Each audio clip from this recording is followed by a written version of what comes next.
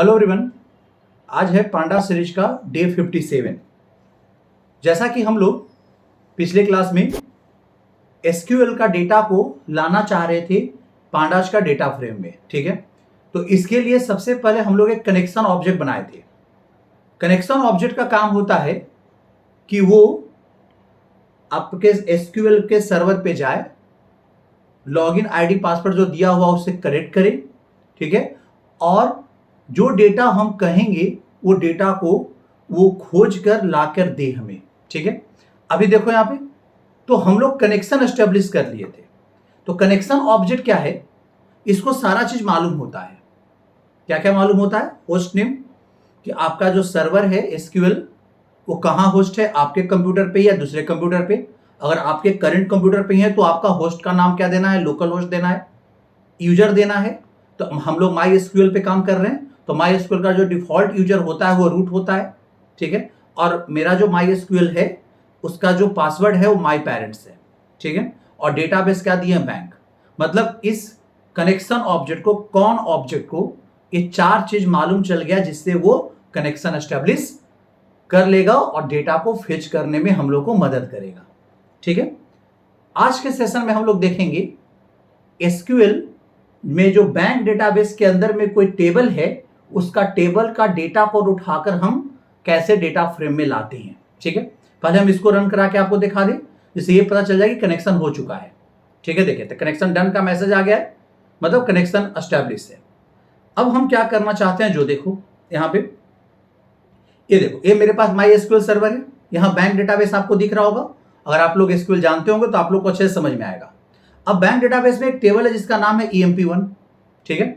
तो हम यहां पे क्यूरी लिखेंगे, ठीक है, कि हमें सारा डेटा चाहिए EMP1 का, जिसमें सारा फील्ड के साथ चाहिए।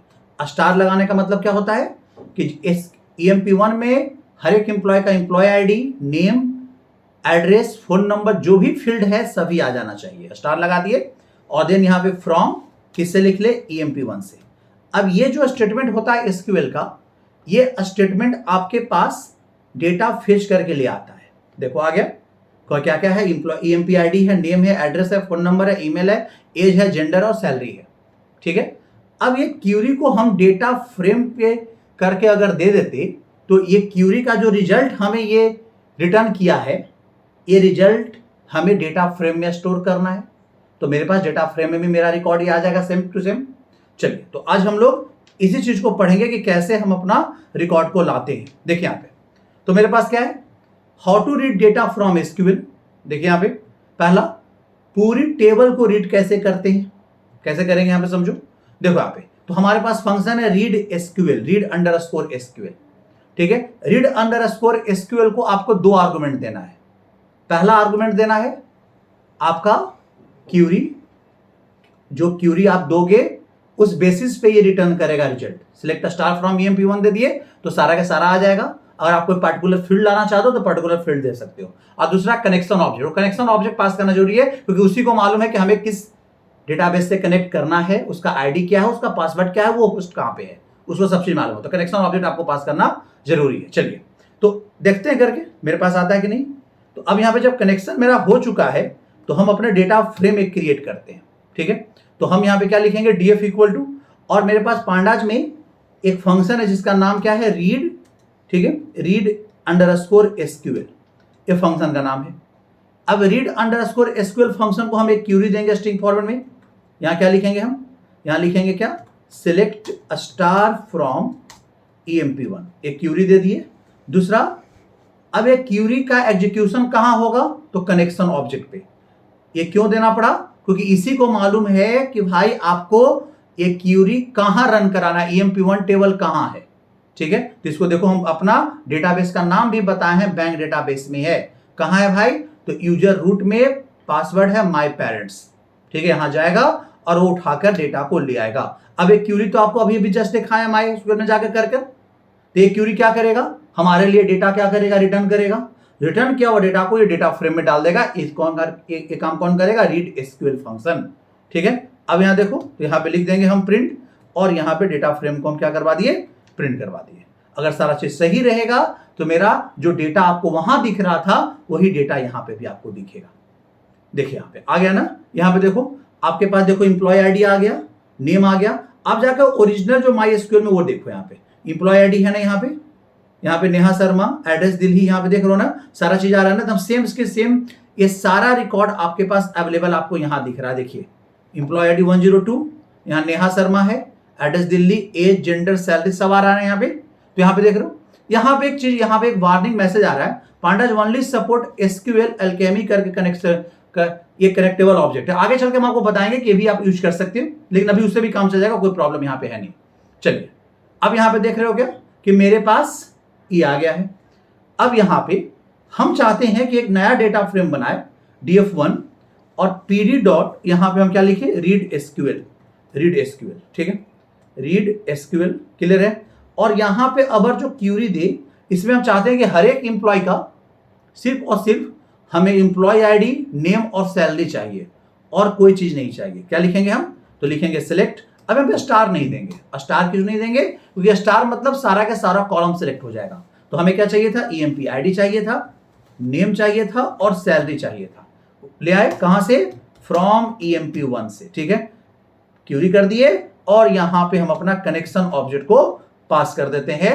आप देखो यहाँ पे df1 में आपके पास क्या आ जाएगा, एसक्यूएल का सारा डेटा आप रीड करके क्या किए हो, ले आए हो यहाँ पे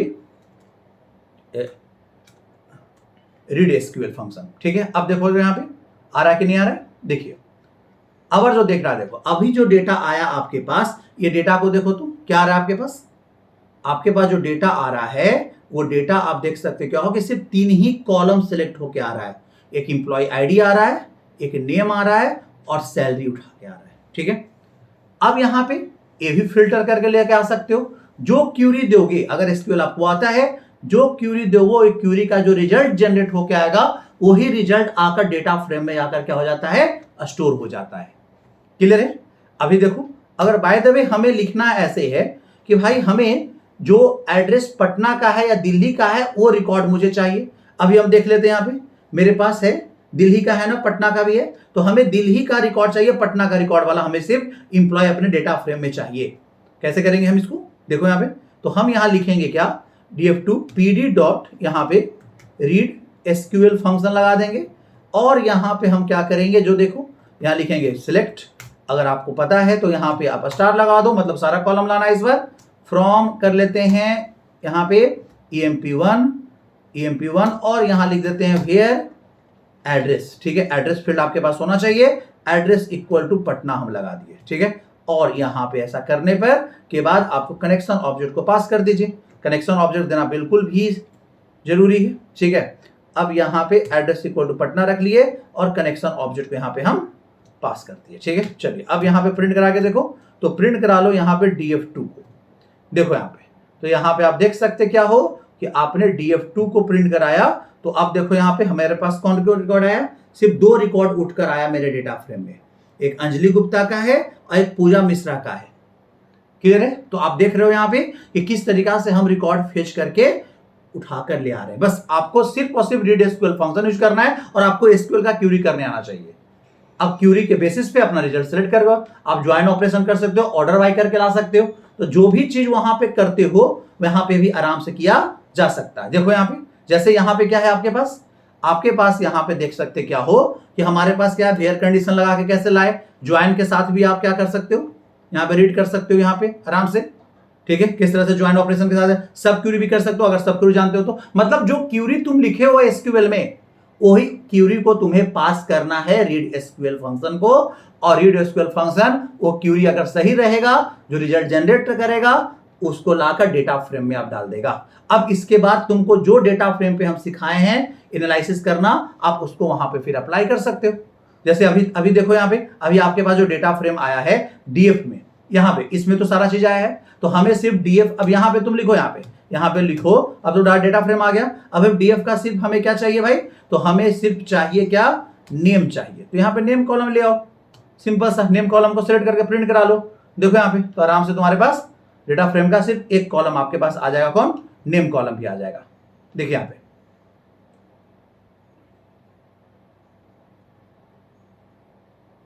ठीक है, देखो यहाँ पे, तो आप यहाँ पे देखो सिर्फ और सिर्फ क्या आया, नेम कॉलम उठ के आया ना यहाँ पे। तो फिर यहां पे जो एनालिसिस करना है वो एनालिसिस करो फिर, ठीक है। अगर एसक्यूएल में डेटा क्लीनिंग थोड़ा सा टफ होता है, समझे, उसमें डेटा क्लीन करना थोड़ा सा मुश्किल होता है, तो जनरली लोग करते क्या है ना कि पांडास को हेल्प लेते हैं क्या डेटा को क्लीन करने में, क्योंकि पांडास हर एक तरह के डेटा को क्लीनिंग करने का अलग अलग फंक्शन देख जाए, ठीक है। तो इससे ज्यादा बेटर हो जाता है। तो हम लोग क्या करते हैं कि भाई जो भी डेटा मेरे पास एसक्यूएल में है उसको उठाकर हम कहां ले आएंगे, पांडास के डेटा फ्रेम में ले आएंगे और यहां पे डेटा क्लीनिंग कर लेंगे और फिर हम लोग इसको एसक्यूएल में भेज सकते हैं, वो भी हम बताएंगे। तो आप यहां पे देख रहे हो क्या कि आपने कैसे डेटा को सिलेक्ट करके लाया है और किस तरीका से यूज किया है। अब यहां पे देखो, यहां पे एक फंक्शन आपके पास क्या आता है, रीड एसक्यूएल क्यूरी। ये पर्टिकुलर फंक्शन होता है जो सिर्फ क्यूरी को रन करवाएगा। और यहां पे आपके पास था रीड एसक्यूएल, ठीक है, वो दोनों चीज रीड करता है, क्यूरी भी रीड करवाता है और टेबल भी रीड करता है। और यहां पे देखो एक क्या है आपके पास जो एक फंक्शन है जिसका नाम है रीड एसक्यूएल टेबल। तो ये पूरा के पूरा टेबल ही रीड करेगा, ठीक है। तो पूरा टेबल ही रीड करा के लाना है, क्यूरी अगर नहीं करना है तो इस केस में तुम्हें ये फंक्शन को यूज करना है, ठीक है। अब इसी का बात कर रहा था क्या कि आपको एसक्यूएल अल्केमी नाम का जो पैकेज है ये आपको इंस्टॉल करना होगा और यहां पे कनेक्शन ऑब्जेक्ट कुछ इस तरीका से क्रिएट होगा, समझे। यहां पे देखो, यहां पे देना है माई एसक्यूएल, डेटाबेस का टाइप है पाई माई एसक्यूएल, ड्राइवर का नाम हो गया, यहां पे रूट हो गया, यहां पे यूजर नेम, माई पेरेंट्स उसका पासवर्ड हो गया और लोकल होस्ट है यहां पे दिए हैं। तो इस तरीका से आपको यहां पे देना होगा। तो यहां पे रीड एसक्यूएल टेबल को दो चीज देना होगा, पहला टेबल का नाम और दूसरा आपको करना होगा क्या, इंजन देना होगा। तो क्रिएट इंजन करके आपको यहां बनाना होगा, कनेक्शन ऑब्जेक्ट भी बनाना होगा और क्रिएट इंजन में लगभग सेम चीज वही पास करते हैं, डेटाबेस का नाम, ये उसका ड्राइवर, ये उसका यूजर का नाम, देन इसका पासवर्ड और देन यहां कहां होस्ट है और कौन सा डेटाबेस से आपको कनेक्ट करके लाना है, वो आपका टेबल जो है जिसको रीड करना चाहते हैं वो कौन सा डेटाबेस में है वो चीज करके लाना है, ठीक है। तो अगर चाहो तो इसको कर सकते हो आप लोग भी यहां पे। अभी देखो फिर आगे हम लोग क्या यहां पे देखा गया है, आगे देखा गया क्या कि लार्ज डेटा चंक में रीड करना। अभी बता दो, मान लो कि तुम्हारे एसक्यूएल टेबल में 1,00,000 डेटा है, लेकिन आप चाहते हो कि 1000 डेटा 2,000 डेटा करके हम एक करके रीड करें, तो आराम से कर सकते हो। या आपको हम सीएसवी फाइल में भी बताए हैं कि सीएसवी फाइल का डेटा जब डेटा फ्रेम में लाएंगे तो चंक्स में फॉर्म में कैसे लाएंगे, ठीक है। यहां पे देखो, तो फॉर चंक्स इन, यहां पे देखो चंक्स एक वेरिएबल का नाम है, कुछ भी नाम रख सकते हो, XYZ कुछ भी नाम रख सकते हो। इन pd.readSQL क्यूरी कर दिए, कनेक्शन ऑब्जेक्ट दे दिए और यहां पे एक आर्गुमेंट एक्स्ट्रा पास किए, चंक साइज। यहां पे चंक साइज अगर पास करेंगे, एक एक्स्ट्रा आर्गुमेंट यहां पे पास कर देंगे तो क्या होगा कि भाई आपको ये क्या देगा, आपको ये चंक साइज देगा कि भाई एक बार में 1000 डेटा ही रीड करके लाना और चंक को आप प्रिंट कर देंगे। तो ये लूप चलते रहेगा, जब लूप चलेगा 1000 डेटा आपके पास रीड करके लाते जाएगा, एक बार में पूरा डेटा को स्टोर नहीं करेगा। समझ में आ रहा होगा मेरा बात यहां पे। तो आपको ये क्लियर हो रहा होगा किस तरीका से डेटा हम लोग रीड करते हैं, कहां से, एसक्यूएल से, ठीक है। नेक्स्ट क्लास में हम लोग देखेंगे कि डायनेमिकली कैसे रीड करेंगे। डायनेमिकली हम लोग पास करेंगे कि भाई हमारे कोई पाइथन तो प्रोग्रामिंग लैंग्वेज है तो हम रीड करेंगे, चलो भाई किसका चाहिए सैलरी, मतलब आपको कौन कौन रिकॉर्ड चाहिए, उसका इंप्लॉय आईडी इनपुट करो, जो इंप्लॉय आईडी इनपुट करेगा वही रिकॉर्ड हम सेलेक्ट करके अपने टेबल से उठा कर ले आएंगे, ठीक है। क्लियर है। आपका सैलरी का रेंज बताओ कि कितना बीच में आपको चाहिए, ये भी हम इनपुट करा सकते हैं पाइथन में और वो इनपुट की चीज को हम पास कर सकते हैं कहां, समझे, एसक्यूएल को। वो कैसे करेंगे, तो डायनेमिकली कैसे डेटा को रीड करेंगे यूजर इनपुट के हिसाब से, वो कैसे किया जाएगा ये देखेंगे, ठीक है। चलो फिर मिलते हैं नेक्स्ट वीडियो में।